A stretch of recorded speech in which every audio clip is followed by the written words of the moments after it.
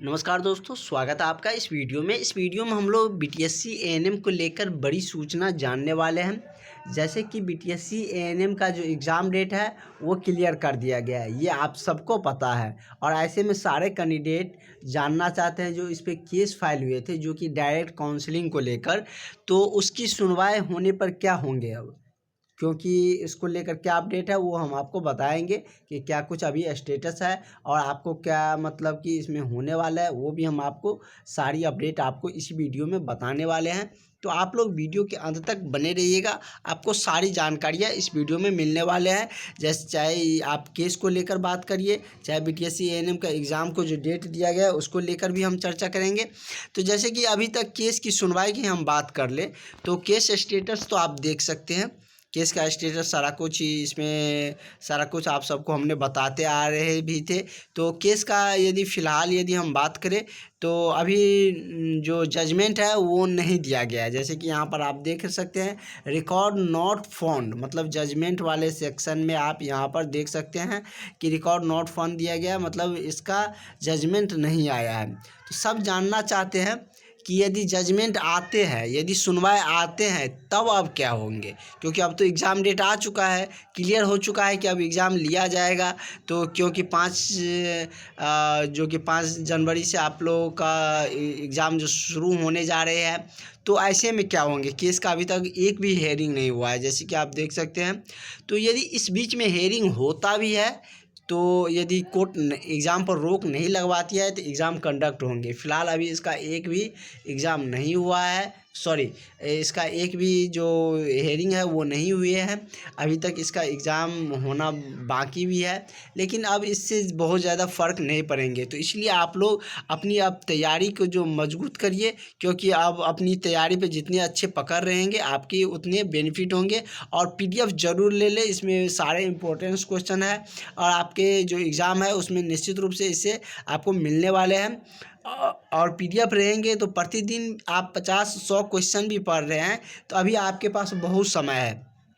तो ऐसे में आपको एग्ज़ाम आते आते बहुत सारा क्वेश्चन आपको आने लगेंगे, क्योंकि एग्ज़ाम डेट नहीं आने तक सारे बच्चे सीरियस नहीं थे, क्योंकि बहुत सारे ऐसे कैंडिडेट थे जिनको लगता था कि डायरेक्ट काउंसलिंग होंगे, क्योंकि उन सबको आस भी था। और बहुत सारे कैंडिडेट तैयारी भी कर रहे थे। जो तैयारी कर रहे हैं वो भी जितना क्वेश्चन आप कर सकते हैं उतना करिए। और आप लोग को सारा मतलब जो क्वेश्चन है वो आपको किसी पहले एग्ज़ाम में जो पूछे गए हैं वो, या इसमें जितने भी सिलेबस डिफाइंड किए गए बीटीएससी के अनुसार, उस अनुसार ही आपके लिए क्वेश्चन सेटअप है।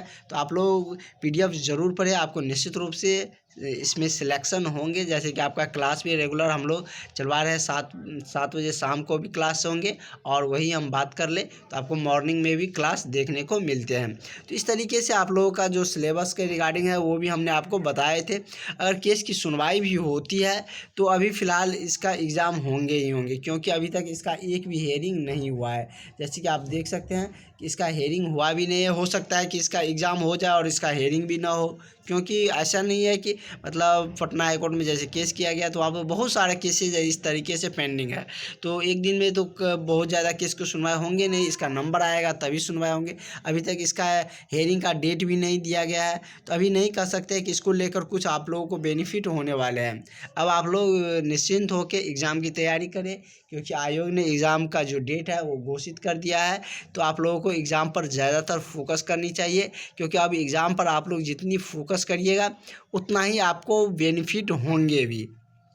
क्योंकि आपका जो सिलेबस है, जैसे कि हमने सिलेबस की रिगार्डिंग में हमने आपको बताए थे कि कहाँ से कितने प्रश्न आते हैं, क्योंकि ये आपको जानना बहुत ज़रूरी है। उस अनुसार आप अपने जो टॉपिक है उस पर कमांड करिएगा, उस टॉपिक पर आप उतने समय दीजिएगा, ये भी जानना बहुत ज़रूरी है। इसी को हम लोग स्मार्टली पढ़ाई करते हैं। और कंपटीशन में इस टाइप के आपको सारी जानकारियाँ होनी चाहिए सिलेबस के अनुसार, कि सिलेबस में जो डिफाइंड किया गया है उसमें से किस टॉपिक से कितने क्वेश्चन आते हैं, ये आपको आते रहना चाहिए। तो ये जानकारियाँ तो हम आपको क्लास में सारा कुछ बताते ही रहेंगे। आप लोग क्लास के लिए ज्वाइन करिए और पीडीएफ के लिए आप लोग व्हाट्सएप पर कांटेक्ट करिए, आपको सारा कुछ प्रोवाइड कर दिए जाएंगे।